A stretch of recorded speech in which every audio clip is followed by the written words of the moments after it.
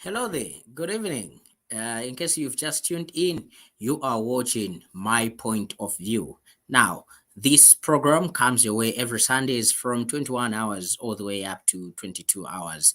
We sincerely apologize for bringing the program a little bit late. This is due to some circumstances beyond our control, but however, the love that we have for you, we said, hey, despite the challenges, let's get to bring the program so that at least we can give a platform to everybody out there that is watching to get to share their views, their ideas, and send through their comments to different happenings of the week. I am your host, Lance Sannie Banda, to take you through the thrilling 55 minutes. Remember that you can come through either via the studio, of course, where we would share with you the studio link and you join us live in the studio as you get to comment or share with us your view.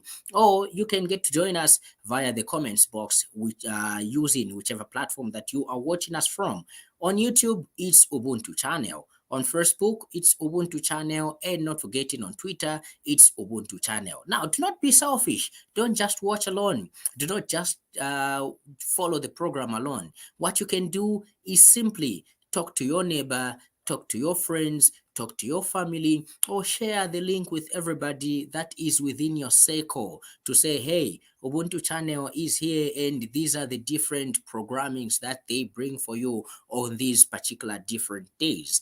So make sure that you like our Facebook page, make sure that you follow us on Twitter, also make sure that you get to subscribe to our YouTube channel. But do not just subscribe, make sure that you also hit the bell on that corner. Yeah, when you subscribe, hit the bell on the corner there and make sure that you click on all so that every time that we post something, every time we are live, you get notified that Ubuntu channel is live and this is what they are discussing this particular time. Now, to help me on this program, I have with me my studio analyst, Vincent Hamalwa, and of course, he is my guest, or he is tonight's analyst as we get to talk about different stories, different happenings of the week. This show is a show that is made to make sure that you get the chance to have your say on the different things that we talk about. Vincent, good evening. How are you doing today?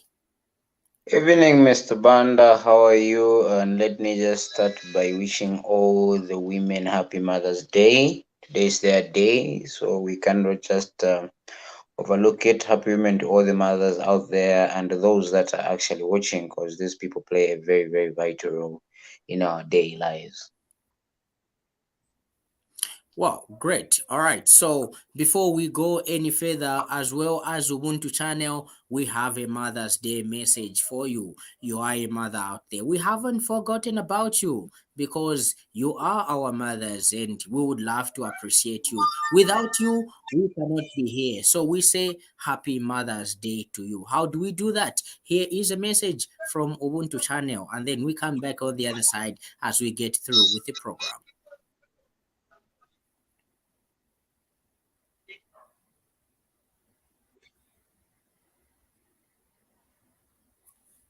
All right. So that thank you so much for still staying with us, and we say Happy Mother's Day to all the mothers out there. We appreciate your love. We appreciate you. Thank you for being good mothers. Thank you for being real mothers. Thank you for raising us up um, to be the men that we are today. Thank you for raising us up to be the women that we are today, to be the human beings that we are today. All right, so let's kickstart the show. And how do we kickstart the show? Obviously, we get to take you back to Monday, the happenings of Monday, and what went about. Now, on Monday, it was a really interesting day as we saw embattled former Lusaka province minister by the name of Goman Lusambo getting arrested and charged with 3 counts of attempting to interfere with a witness by the Anti-Corruption Commission, ACC, contrary to the laws of Zambia. Now, the Kabushi lawmaker was arrested at the Lusaka Magistrates Court immediately after attending court proceedings court proceedings in a matter which he stands jointly charged with his wife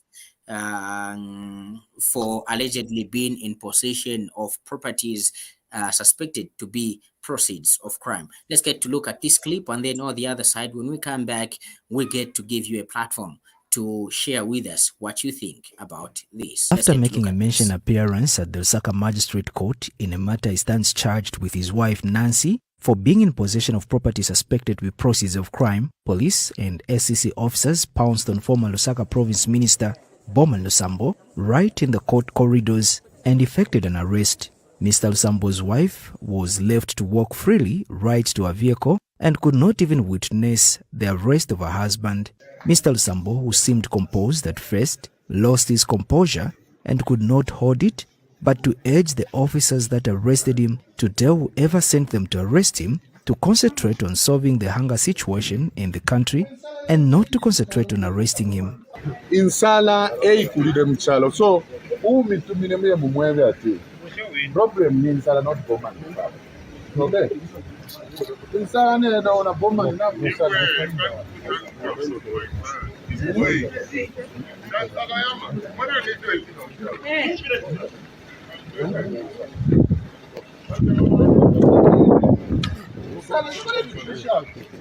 somebody was sharp what up mwana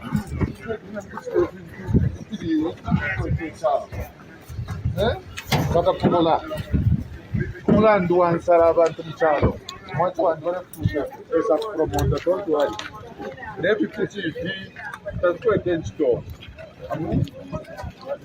ubatumine insala insala ubatumine muye mumwebe omutumine ati insala efiri mukyalo noti bomani okwikata bomani ologa mama ikata bomani Tata fiansta sei nono alafu. awe tabali mkwa insala Fiansta sei nono. bichusha Isaba mana tata kasi. chapwa SEC, through a press statement, has disclosed that Mr. Lusambo has been arrested and charged with 3 counts of attempting to interfere with a witness. Details in the 3 counts are that Mr. Lusambo, on dates unknown but between 7th February 2022 and 7th April 2022, in order to obstruct the due course of justice, did endeavor to dissuade or prevent 3 named persons to give evidence as witnesses before a court of law. And by broadcast time, Mr. Lusambo remained detained. He is expected to appear in court soon. Wost Funda, S24 News in Lusaka.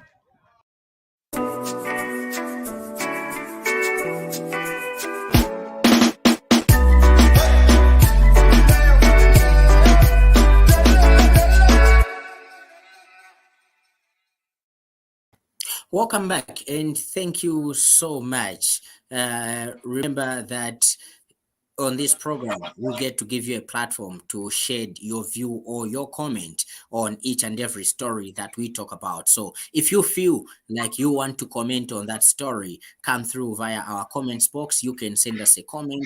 You can talk to us via that commentary box on Facebook or YouTube, and we'll be glad to read your comment. Mr. Hamalwa, Kabushi lawmaker Bowman Lusambo, they arrested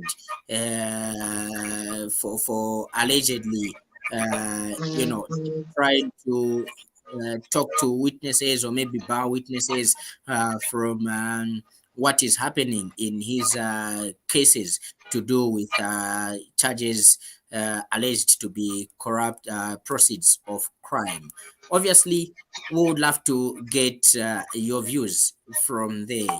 The sentiments that he made in his arrest, and was this arrest really necessary because he was there at the magistrate courts appearing on the same SEC's charges, and then SEC again move on to arrest him for another offense?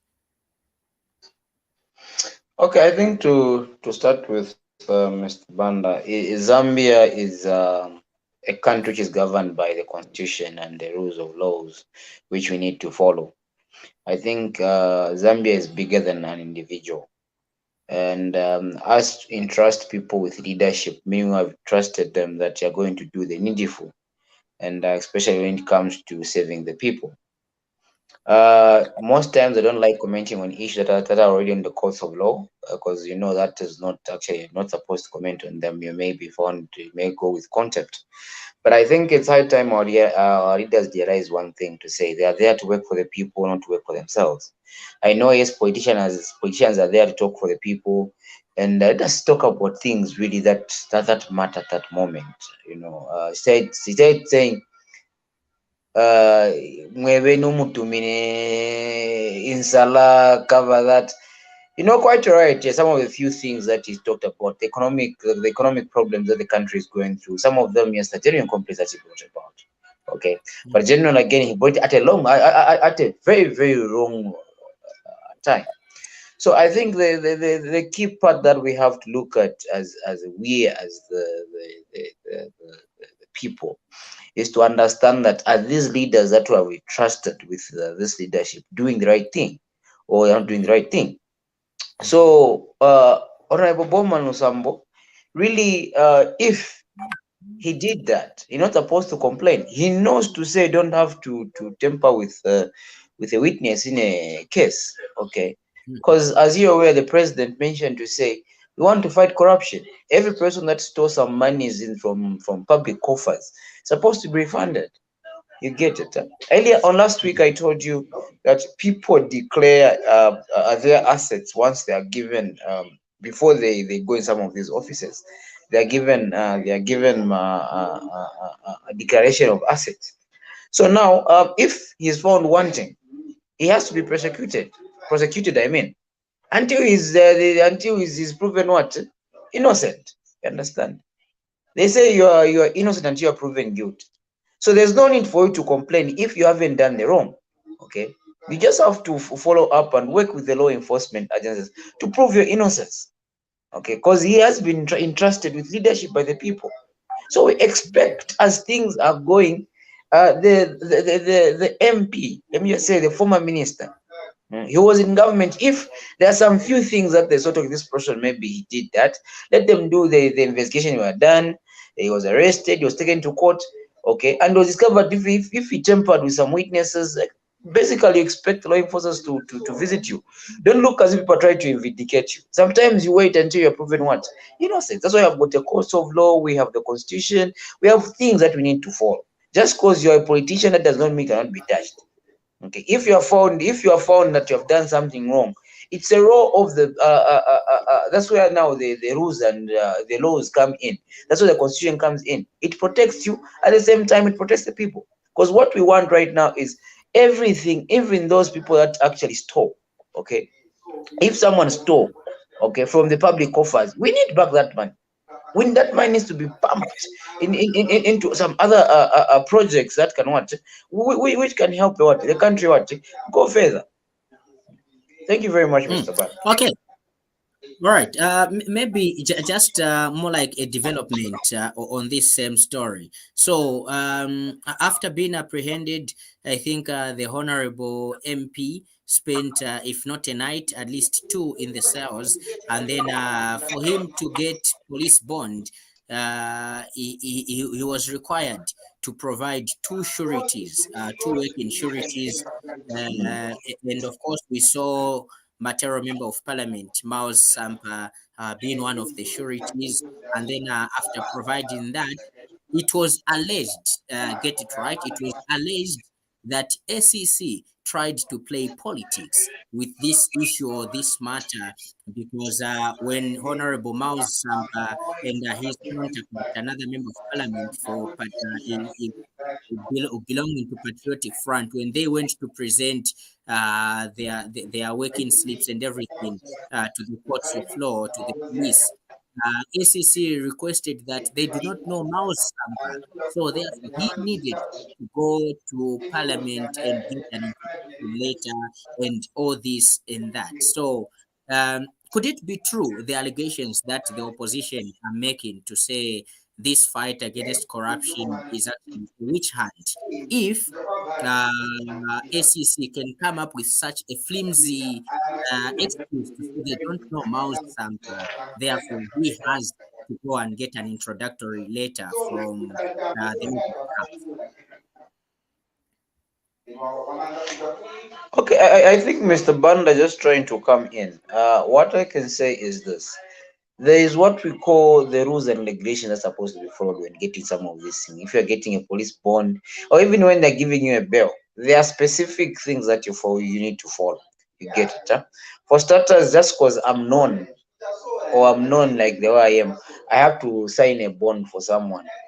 Does not mean that I'm supposed to omit certain documents. I need to have all the documents in order. Okay, so that thing is signed. Generally, we were not there when that thing was happening, and we don't really have enough information on what transpired that side. But if they provided all the documents, I think I have seen some few. The president made mention earlier on to say, if someone is arrested within 24 hours, that person is supposed to have his case either taken to court or withdrawn. Okay.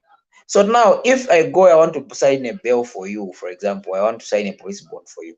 I don't have all the documents. In as much as they know me, I need to take all the documents aside. If I'm missing one paper, they're not going to give me that police bond until that paper is there. It's there. Okay. Yes, you said Mao Sampa. When a Mao Sampa is an MP for what? He is an MP, he's a member of parliament. We know that. But also, we need the document he's supposed to show you from National Assembly to say, okay, this person is an employee of National Assembly. Okay. Then that's when you're going to sign a bill for that person. Okay. So that is some of the things you're supposed to understand. Just because you're in opposition, don't think the law will be lenient on you. No, you'll be treated like any other person. Either you're in a ruling party, you're in opposition, you'll be treated equally, just like a Zambian. When you're arrested as a Zambian, not arrested as a politician, but as a Zambian, a person who has been found on the other side of the law.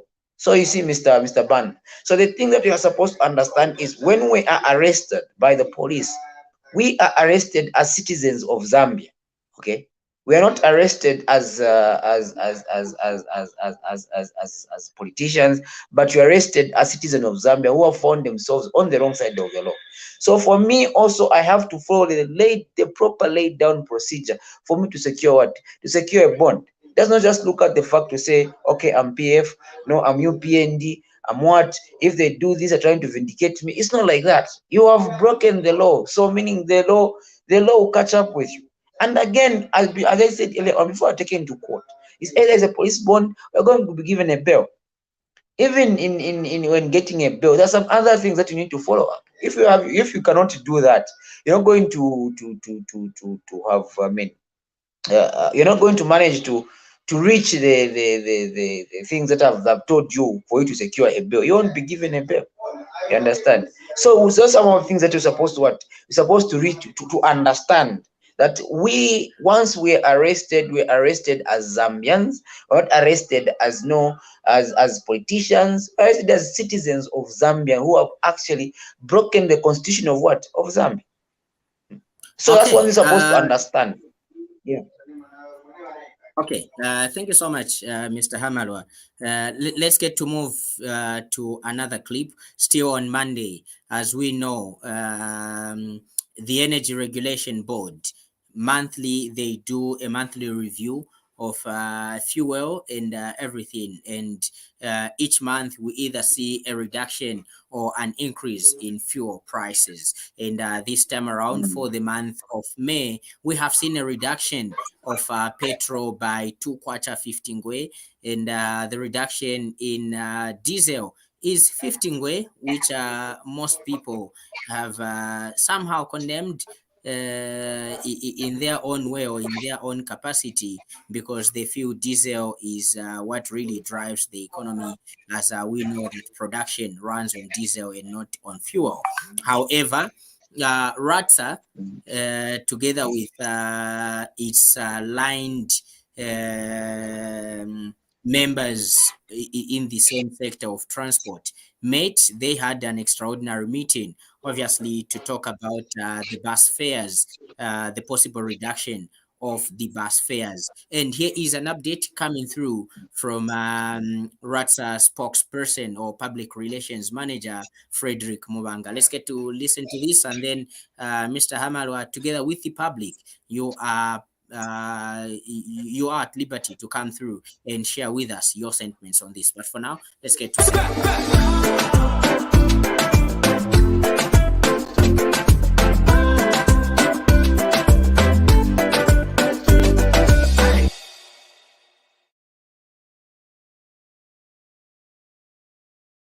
Following an announcement by the Energy Regulation Board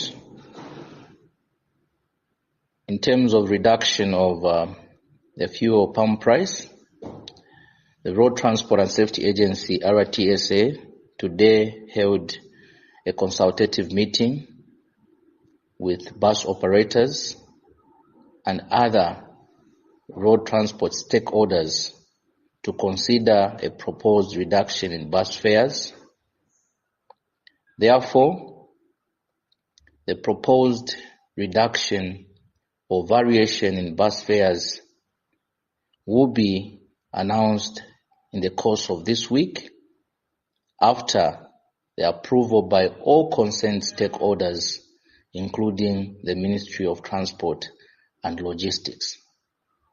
The agency, therefore, wish to advise members of the public to wait patiently until such a variation is announced as guided.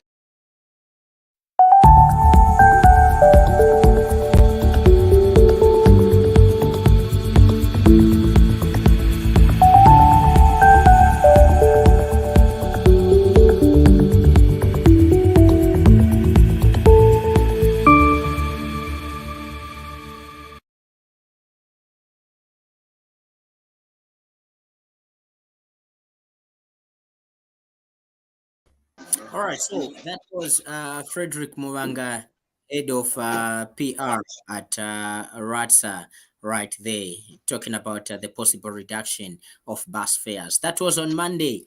Today is Sunday, entering another week, and we haven't had another update, or we haven't had an update to say whether bus fares have been reduced or not, and by what margin. Mr. Hamalwa, fuel has been reduced Yes, by Mr. Banda. 2 kwacha 15 ngwe. I don't want to go by the 5 ngwe, but by 2 kwacha 15 ngwe. And RATSA promises to say bus fares will be reduced by maybe a minimal price. In your own way, do you feel it's going to be right for bus fares to come down, and what will be your predicted amount which will come down, and then what happens if fuel is increased at this review which is coming through for the other month? Is it a good idea to reduce now bus fares?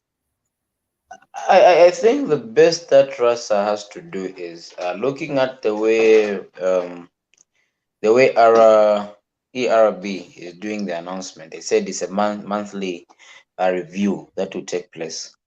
You know, the best that I can advise is not every now when RATSA announces, ERB announces to say we have reduced petrol, then they have to reduce petrol as well.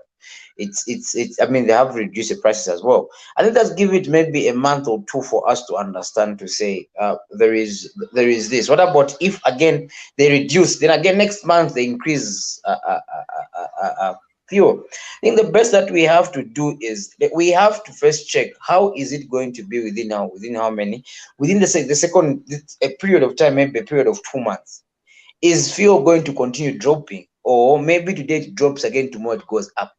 So that when RATSA gives a price, okay, to say the price is this, then you're going to have that price saying, okay, this one will be now the official price is going to be what?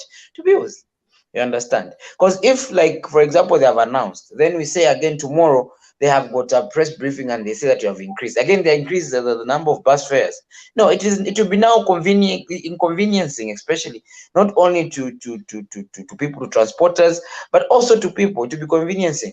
Today you wake up, you find, for example, you are going off Shantumbu Road. You find today it's about 20 quarters. You are going that side. Then again tomorrow you are told no, it's 15. Again the other day you are told 22. It is conveniencing because people need to make budgets. You understand? So the best that they can do, the best they can do is you have to first give it and see within that period of time or within that quarter. You see how the pump price is it going down or it's going up, so that when you put a price, you even know to say, okay, from the reviews that have happened from this time to this time, the expectation was it's going going up. You understand? Because some people were, even the time before they announced, some people were speculating to say actually it's projected at 30 quarter per liter. You get it? Huh? So the best that Trasa can do right now is to wait and see the next review that ERB is going to make. So that as I start my week, I will know to say the amount of money I'm supposed to pay for transport if I'm going in town is the amount of money. Because the review has already been reached. At least there's an ample time. I can't wait today they give a review, tomorrow again I change. The other day they make a review again, you change. No, you give it a period of time and assess. Sometimes you consult. I'm trying to figure out if these people even consult each other. Because I think ERB said they're taking time to assess how the situation is in terms of fuel prices. So the best that we can do is to understand at a certain period of time for us to understand, to say we need to have what we need to have, that we need to have that period of time. We need to understand, okay, fuel price is going up, so meaning the prices for buses are going up. Okay, fuel price is coming down, so meaning the bus fares are coming down. I think that's the best, the only way that you can manage to keep this issue, especially on the aspect of Rasta. Thank you very much. Well, all right. Thank you very much. In case you have just tuned in, you are watching Point of View on Ubuntu channel. Now, this program comes your way every Sundays from 21 to 22 as we get to share with you stories that have been trending throughout the week. Now, remember that the views expressed on this program do not reflect the views of Ubuntu channel, and we do not own rights to the videos or music that we show on this channel on this particular program. All right, just thought that you can know that. Now we have provided you with the studio link in the comments box.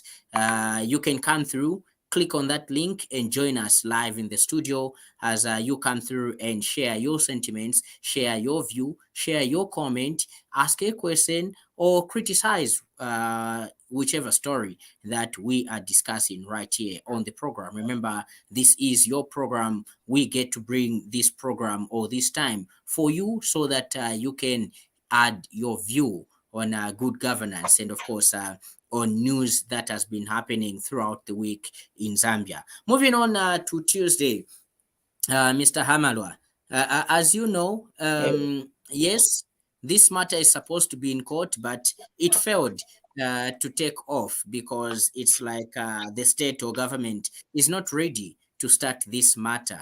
Now, this is in a matter of Chilufya Tayali. I think this is somehow, I would say, popular because Tayali was charged with a mutiny, which is he shared information which is very sensitive and is not supposed to be shared by anyone. He was arrested. He is on bond and he appeared on Tuesday. He went to court, but the case did not start as the state wasn't ready to start the case. But before that, let's get to look at the clip. And then when we come on the other side, we get you to share your idea or your sentiments on that particular story. And then we get to move on in that order. Let's get to see this.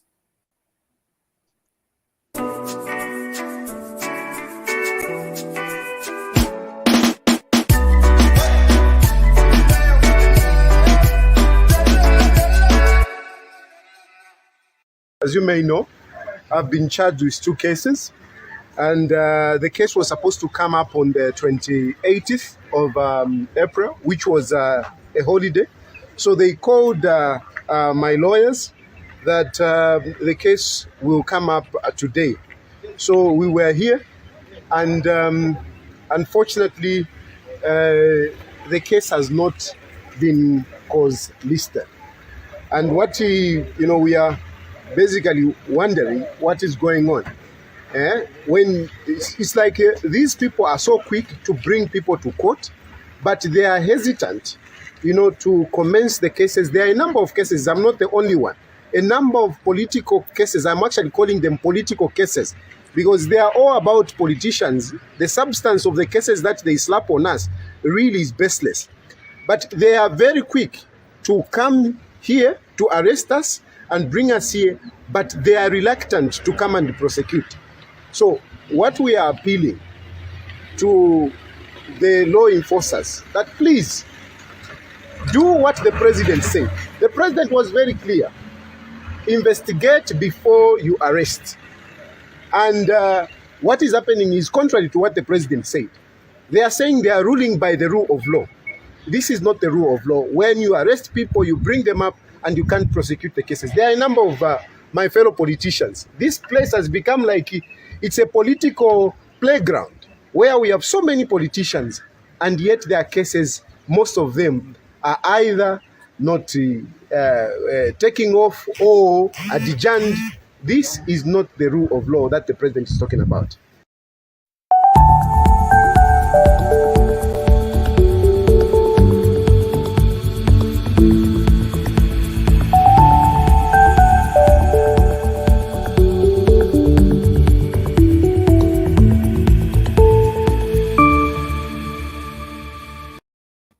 All right, thank you so much. That was happening on Tuesday, and still on Tuesday, Zambian journalists converged across the country to observe World Press Freedom Day. Now, this falls annually on 3rd May.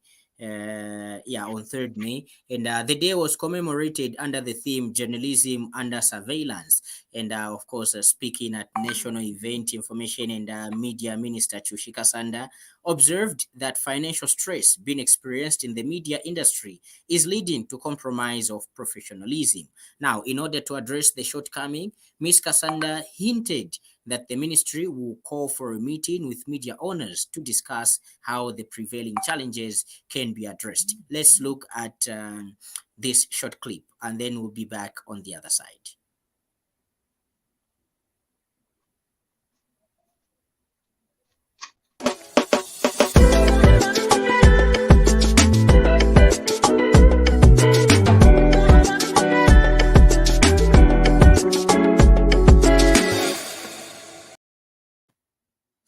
All right, thank you so much for coming back. As we're facing technical challenges, we'll be able to bring you the clip later on. But Mr. Hamalwa, I think, Yes. yeah, I think I don't know if you have anything to comment on about Tayali, though I would love us to talk about the plight of journalists, talking about journalists going through serious financial stress. I don't know which one we can start with. Are you comfortable we talk about Tayali, or we can jump straight to journalists? Okay, I think let me just put a quick comment on Tayali. I think it's high time certain issues we address them as we go on.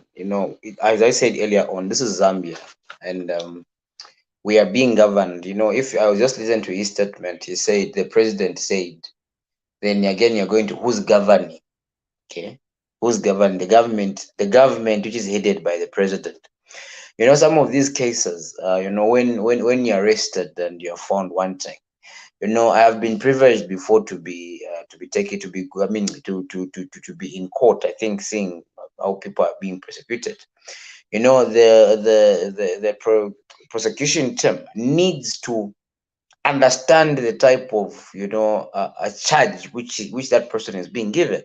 Okay. Sometimes when they say they're waiting for instructions from the DPP, they want to check at the charge. Did the people that charge, for example, if the police charged you, is this offense that you are charged can it be prosecuted in the courts of law?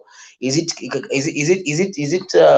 customary, or you get to understand the nature of that of the offense, okay, and where can it be prosecuted from? You understand that?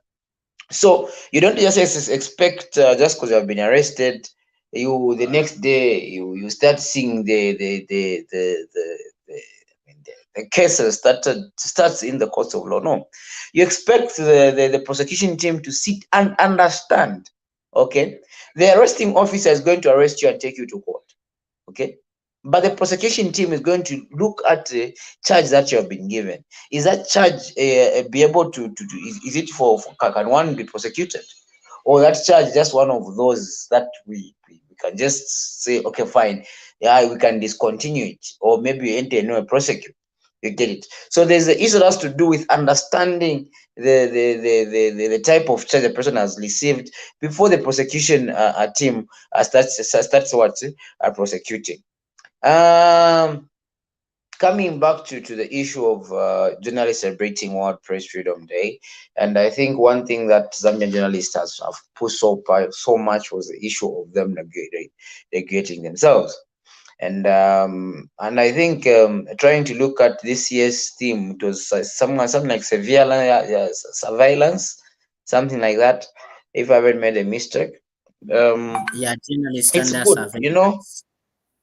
Yes, it's good that right now we have got a lot of media houses in Zambia, just like the way Ubuntu is. But I think it's high time journalists are taken really good care of. Because I'll tell you, for you to have a good and well balanced news, a journalist, needs to not to be dependent on the source. Okay, where it gets information. Because it's very easy if I'm dependent on a source. It's very easy for a source to give me money, then I start writing something good about it. When basically I know to say they're not doing something good. For example, I've got multiple members of parliament at the moment. Okay, but if that MP gives me good money, I'm not going to talk ill of him. I'll be talking nice of him.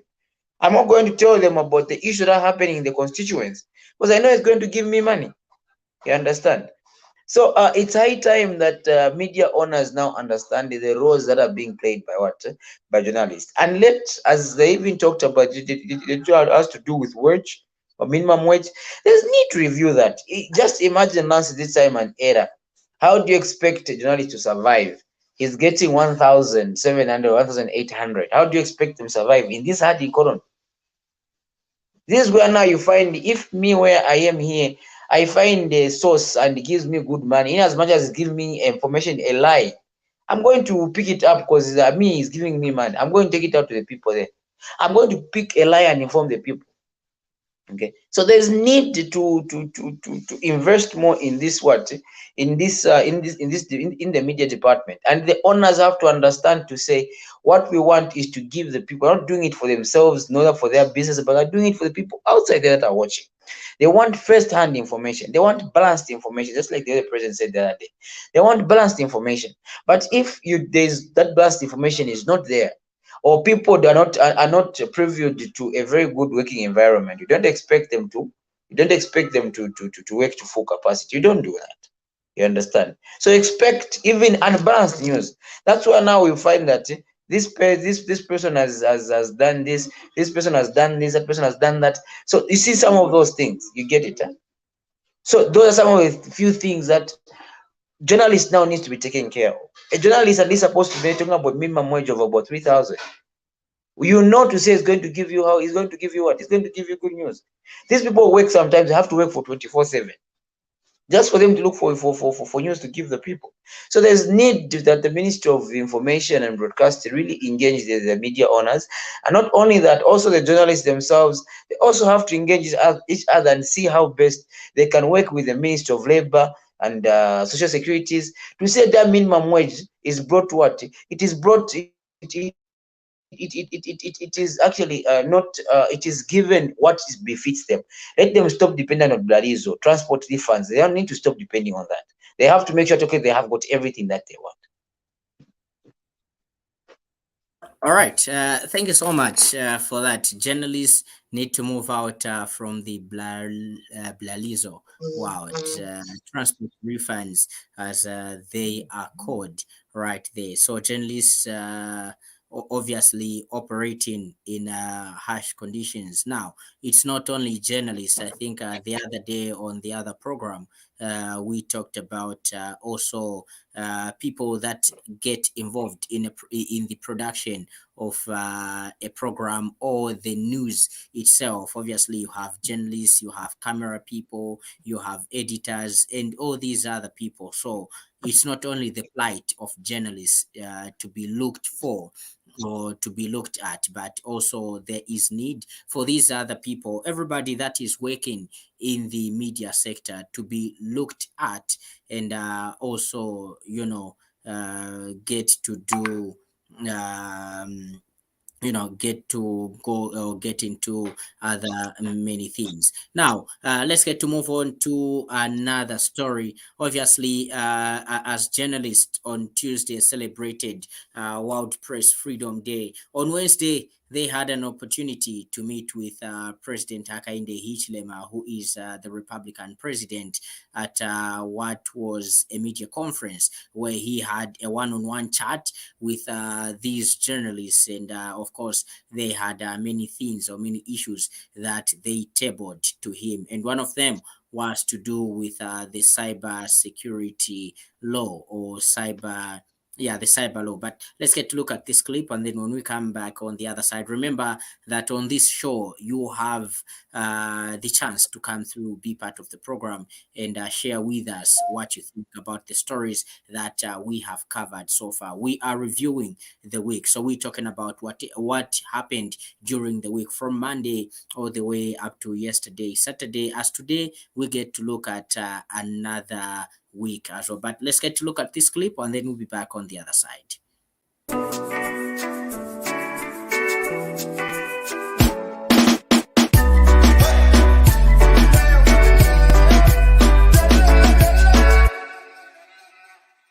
The Cybersecurity and Cybercrimes Act of 2021 came into force on April 1st, 2021. Leading to and post-enactment, various quarters of society have expressed fear that the act could be used to muzzle the freedom of expression, the freedom of the press, and the right to privacy, especially as the nation headed to the 12th August general elections won by the UPND. The act was put in place to provide for cybersecurity, provide for protection against persons against cybercrime, among others. Yesterday, the president announced the review of the act, and the news has excited stakeholders such as Bloggers Association of Zambia. We expect that there should be real movement, that there should be practical methods of actualizing these promises that were made.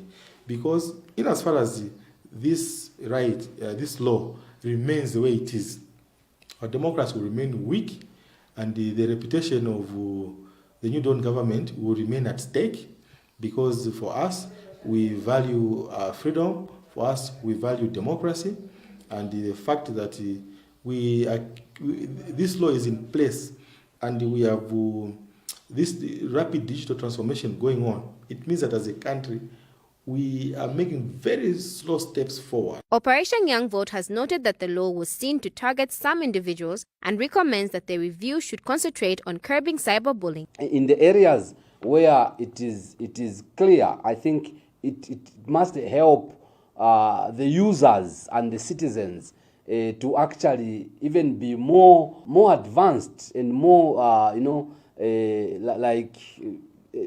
people that will be made to more or less be motivated to even work well in the cyberspace, and not a law that tends to shut the cyberspace. Meanwhile, Gordon Party leader Jackson Silavwe believes that there is no need to review the act. There is nothing wrong with the public security bill. It's just the emotions of the UPND.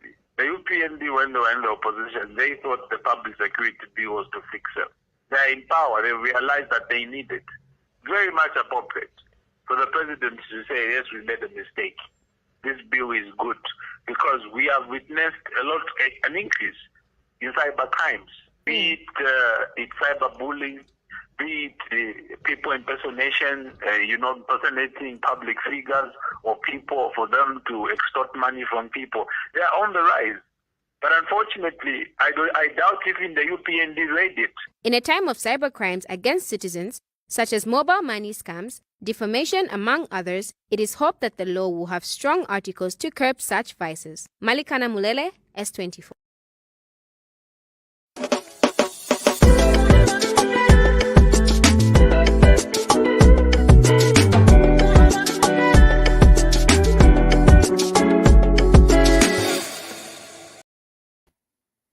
All right, moving on to another story for that same day. A guidance and counseling teacher at Munyati Primary School in Shiwuyunji district in the Central Province says that at least 11 girls at the school were impregnated during the prolonged holiday induced by the coronavirus pandemic. Now, Ms. Rachel Kapalu explained that the victims range from 14 to 16 years old.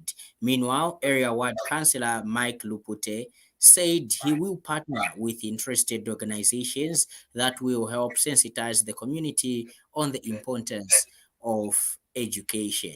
Now, this is in a story where we get to see sex keeping Shiwuyunji girls out of school in this modern day and era.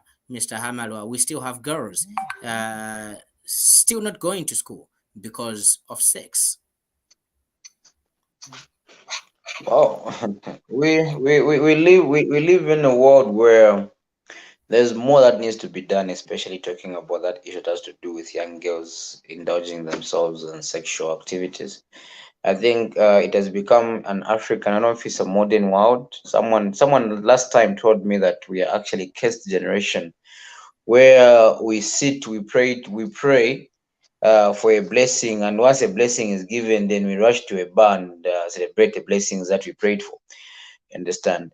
So there is more that needs to do to educate the girl child, the importance of them, especially in our community, because some of these people come from remote places, and they just understand, okay, whatever happens in Osaka, it's normal, it's just normal life, without understanding that some of these things are not normal. Okay, now there's need that the government needs to invest in educating more, especially on the girl child, and that's something that has to do with sexual activities, especially among youth. I remember that someone I read it online where it was saying at the moment the highest number of HIV that you're going HIV AIDS, it ranges from the kids with 15 years to 25 years. Okay, their numbers increase, and most of the time these people even try to experiment in it. So there's need for the government to come in and put more take center to make sure some of these people, they are taught and they're educated, and we go in the rural areas. It may not only be Shiwuyunji, okay, we can even talk about different areas, because I've been able to travel in different areas. There are places where people have got, there's nothing for activity. The only activity which is there is wake up in the morning, cook, eat. When you go again next, we'll see your neighbor. It's more like you're inspired by the same people. Okay, you understand? So secondly, you had talked about the issue that has to do with the one which was just playing earlier on. What story was that? If I made a mistake, the one for the cyber bill, yes. Cyber bill was and some of the clauses are okay, others are not okay. And if you remember very well, those were brought in so that at least the opposition could not have access, especially to the internet. But there's need for it to be set to be reviewed. Once it's reviewed, then definitely everybody will be protected. Some of the clauses are okay, some of them they need to be reviewed so that people can it can still open, because the president wants an open flow of information. Okay, and the only way you can have that is through social media. Though already, as we're talking right now, there's again abuse of how do you call it? Freedom of speech has already been abused. Okay, so there's need to review that so that at least the government can allow even the opposition to talk, because sometimes they can only offer checks and balances. Okay, sometimes they can offer them through online. Sometimes you can, different ways of doing that, but there's some clauses that need to be at least either repealed, removed, or either enhanced, just like that. Okay, I think that is the only way that we can build each other. All right. Thank you so much. And of course, like we've said, this is a program that is tailor-made for you, our viewer. You can get to send us your comments, your views, and your ideas pertaining the different topics that we are discussing. Keep your comments coming in and click on the link which we have shared with you in the comments box. Come through straight into the studio so that you can be part of the program. Now, Mr. Hamalwa, there's been lots of cries by the UPND youths to say that they have been phased out. They've been complaining. They fought for the party for more than 20 years when it was in opposition, and now it's in government. They are complaining that actually there is nothing that they're benefiting from the government. Almost 10 months into power, nothing for the youths. When you talk to them about corporations, they say there is nothing to point out in the same issue of creating corporations. But William Banda has a different story concerning that. Let's get to look at the clip. But now you say, no, Hakainde has done that. No, he's a peaceful man. He's a God-loving and fearing man. He's our president. But you must remember, I want to give this warning to these people. By the president to say no cannibalism, don't think that we are stupid. No. We know we have to respect the word, the instruction, the direction, the directive from our president. But there is no party in the world which has no its own colors to protect the party. We are going to protect our party by all costs, but not by touching your body, but by talking against you. Even if Atayari can talk about the president, that is a president anyway, he's a president in the Matero Stadium, it's okay. You must forgive, some of these forgive them. So finally, I thank you very much.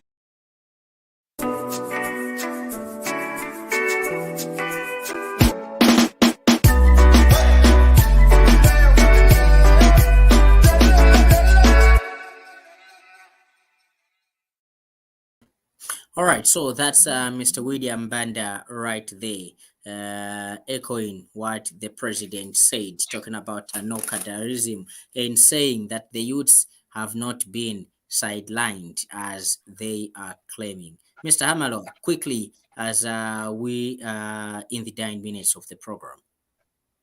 Okay, thank you very much for bringing that issue up. I think last time I had a discussion with someone, I remember now when we were talking, we wanted to see how best we can, Let me just say this, Mr. Banda. I think for starters, I'm going to refer you one thing, that the Patriotic Front, in as much as we may label Patriotic Front black, but there are some few things they did correctly. The PF made sure youths for the party that defended the party were well taken care of. They were the youths that worked so hard for the party, they were empowered. I think that's one thing that the European government has to look at. These people need empowerment. You cannot employ them all. You can't employ them all. You understand? In as much as you have got that money that you have enclosed in CDF for cooperatives, some of them cannot have access to that. But you need to find means on how to empower these youths that voted for you. The youths that used to run up and down, the youths those that were wearing gowns that day when they were going to vote. You need to find out how best you can empower them. Okay? They played a role. I told one person to say, in politics we go to eat. I come today, no, may God bless you. No. In politics we go to eat. We join politics because we have to eat. So the best that the UPND has to do is to appreciate their youths on what they on the role they played towards the general election. Some of them could not sleep; they had to wait. Some of them guarded those ballot boxes, but with their life. So these people needs to be empowered. The government now needs to look at one thing. Yes, I know they want to have everybody benefit, but you had youths that worked with you throughout. So can you think of empowering them? Help them out with something. Help them out if it's 5,000, 5,000 kwacha, mwapa sako. Let them start businesses. As we're talking right now, some of the youths that benefited in PF right now they're enjoying. But Okay. why can't we also? Why can't the UPND also emulate what the PF did? PF didn't do whatever PF did. Understand? Not everything was wrong. Others at least were correct. So let us try by all means, at least, okay, to help those people that have actually been loyal to us from a time when we were nobodies to a time when we were somebodies. The UPND youths worked. They deserve some bit of empowerment. They are patient with the president, but they need a bit of empowerment. Okay. Already there was either has to do with Panji Kaunda, Ambassador Panji Kaunda. Some youth complain, but they need empowerment. The only way that we can make it big is only when we empower these youths in a very, very good way. They need to open companies. They need to once they open companies, they're going to employ their fellow youths. Okay. As the UPND government, you cannot manage to convince everybody trying to show, okay, it's us, we can do this. No, you can't manage to do that. Okay. First, show us through your youths. Then from there, then we'll talk about the other youths in the country. Maybe before I get to argue with you, or maybe I get to state some other facts with you a little bit. Let's see if we can accommodate Himba and then get to hear her concerns. Good evening, Himba. Good evening, Lance. How are you? I'm all right, thank you. How are you? I'm fine, thank you, Lance. Good evening, viewers, and good evening, Vincent. Is it Vincent? Yes, good evening, madam. How are you? I'm fine, thank you. I would love to comment on two issues. The first one is of a girl child. These high numbers of pregnancies, especially in the rural areas. My opinion is let the government have a lot of recreation for every area, because now, like most of young people, they literally don't have much other activities to do, especially in the rural areas and even in the cities. If we are to go now, even in Lusaka, you are going to find that most of the play parks, the grounds, they've been taken away. And what are the young people left with? Nothing. Young people are not even given the opportunity to be young, to go through the activities which a young person should do. There's no much recreation in our country. That's why young people are resorting into sexual abuse, they are going into substance abuse, and early marriages. That's the activities they have. So I would appeal to the Ministry of Youth, Sports and Child and other stakeholders in the country to take keen interest in the pride of a child. The foundation of every human being is key to development and the economy in the country. Secondly, I want to also comment on the cadres, young people who fought hard with the UPND. And personally, I think, yes, people should be appreciated. Yes, people should be empowered, especially the young people. But personally, I feel we should first start by empowering their mind. And we should not dish out money just to empower them or to make them happy. Yes, there are many ways you can say thank you. There are many ways you can say well done. But to allow pela impia all over government, pela impia, what happens tomorrow? They say, teach somebody how to fish, but don't give them a fish. Because when you give them a fish, tomorrow it will be finished. What happens? Much do we need to appreciate our young people, but let us also remember that the minds of young people were corrupt. They were dependent on handouts, which for me, I don't support. if somebody has to empower a young person, a youth in Zambia, should be a sustainable empowerment. Not that 10 mukaposa amawe baba pelama 515 baba pelama 515 and then the minds of your young people is being destroyed. And when we are empowering young people, let us all know that we are empowering the economy. And in these same young people, we are also empowering the future leaders. So empowerment, yes, UPND should empower especially the young people who fought hard, who pledged their lives for the freedom of Zambia. But then the empowerment should be sustainable, should not be a one-term thing. And when we talk about the appointments, each and every leadership needs both the old and the young.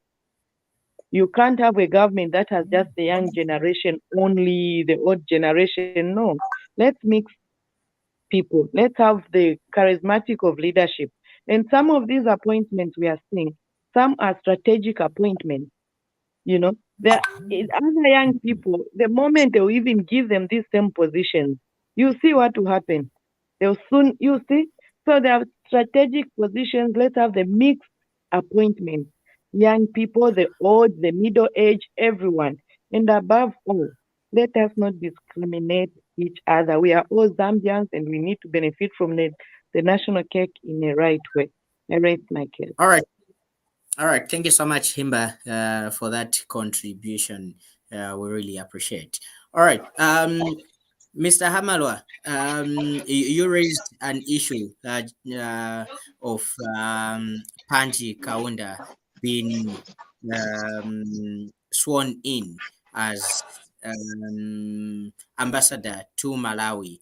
And obviously, Himba has touched on it a little bit, talking about these appointments are strategic, this and that. Now, after his appointment, I have seen not only social media, but also so many people come through to comment in my inbox, send me statements over the appointment of Panji.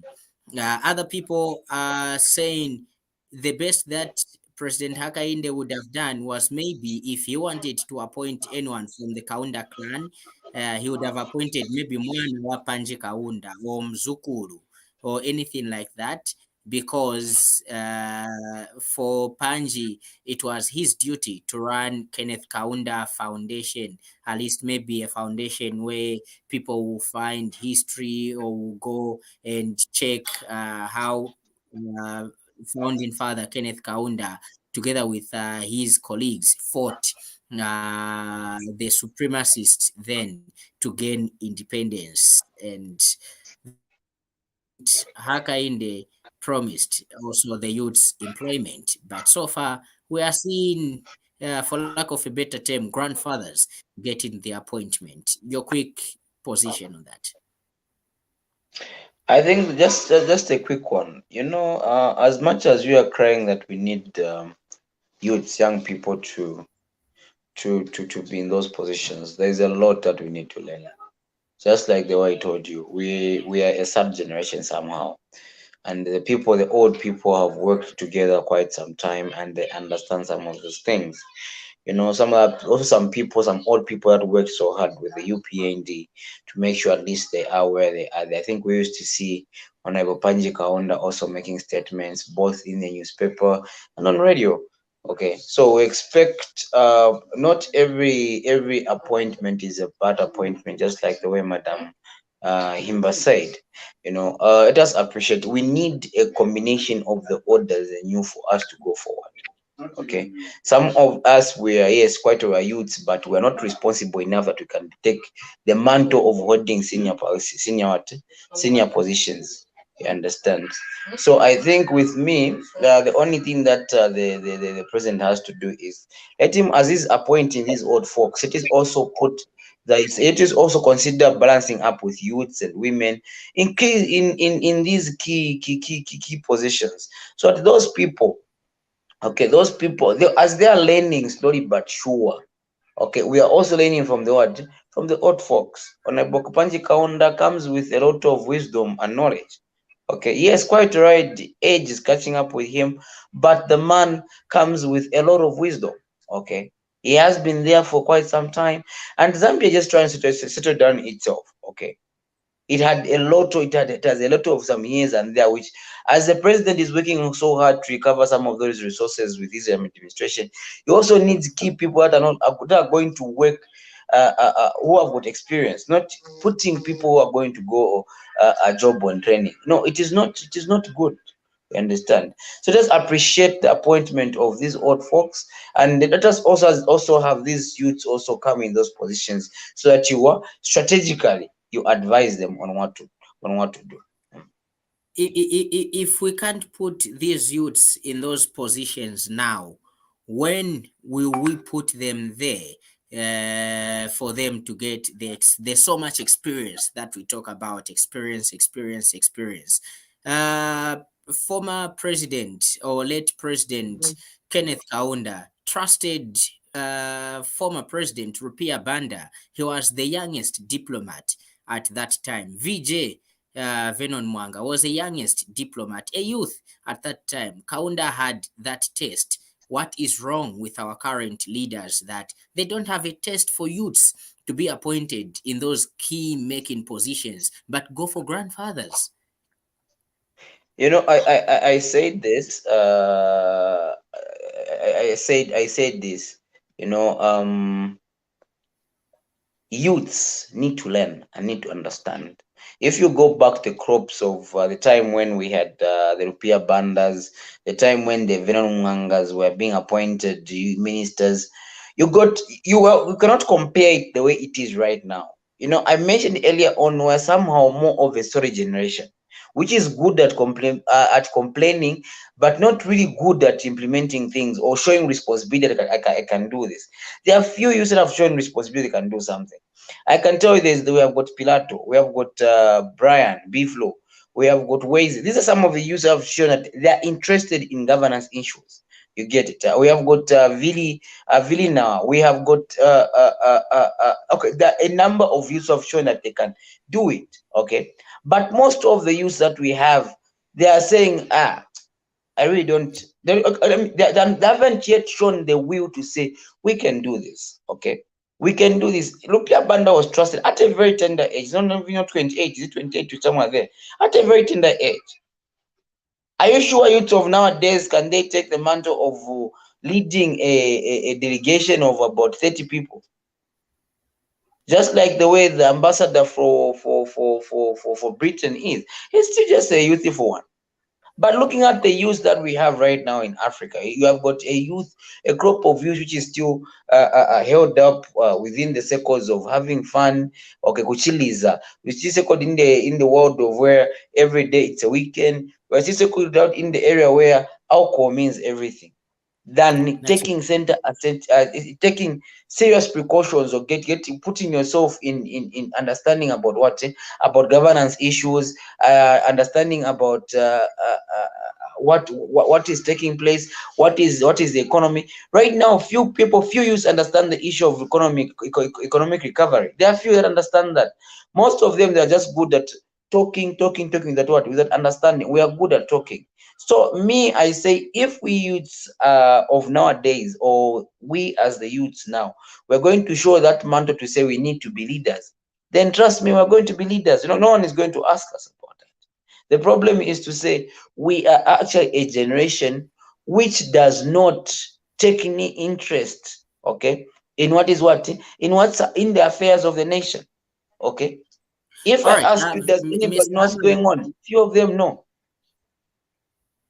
Okay, I wanted us to read that message which came through from Chanda. He says young people should be mentored and not just ushered into office. We need to learn first to be apprentices to the seniors so that we can tap knowledge, wisdom, and experience. The best way, I believe, would be not to usher youths into huge positions, but to be given junior positions in which we can have the space to grow. Well, thank you so much, Chanda, for coming through. And being what it is, let's get to wind up with as we are ending the programs. Mama Chikamonika, good to know that you are watching this broadcast, and I know internet is failing you, but thank you so much for taking time to be a part of this broadcast. Now, PEP leader talking about Sean Tembo urges government to protect citizens from economic challenges. Now, Sean Tembo has charged that the UPND administration is not doing enough to protect its citizens from what he has termed as imported economic challenges. So, in an interview, Mr. Sean Tembo observed that there are a lot of measures that the government can take to cushion the impact of the challenges caused by any external factors such as the Ukraine war. Let's look at this clip, and when we come back, we are winding up. Give them some kind of subsidy. Use that money to subsidize sectors such as agriculture. You understand? That is what economic management is all about. You can't just say, oh, because there's a war between Russia and Ukraine and world prices of fuel have gone up, then the Zambian consumer will need to be subjected to that high price. What are you doing to try and intervene and ensure you cushion the impact of that imported inflation? So our submission is essentially that we have a government which has got no clue of what it is supposed to do. We have a government which has got no appetite to cushion the suffering of the Zambian people by intervening when you have an imported problem. You can't just get an imported problem and throw it on the helpless people. The role of government is to try to cushion the imported challenges, economic challenges that come into this country. But they are not doing that at the moment.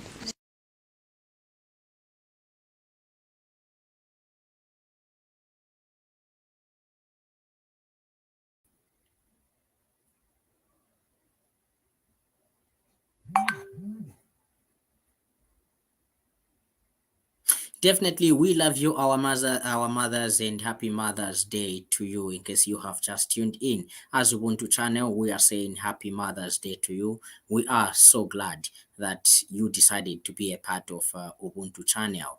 We are so happy that you decided to raise us into the kids that we are today. We are so grateful. We are so thankful, and we appreciate your love and your warmth. All right, this is where we get to end the program for today. Thank you so much for everybody that has been a part of the program via messages, via comments, via liking the broadcast, sharing the broadcast. We really appreciate it, and thank you so much. Ubuntu channel is really growing, and we are welcoming more into the Ubuntu family. Make sure that you reach us via the different platforms that we are on. Reach out to us, and we'll be there, because we are, or I am here because you are there. Without you, I am not here. Without me, you are not there. So Ubuntu channel is about embracing each and everybody. I have been your host, Sannie Banda. Thank you so much. Good evening. Stay blessed and enjoy this brand new week.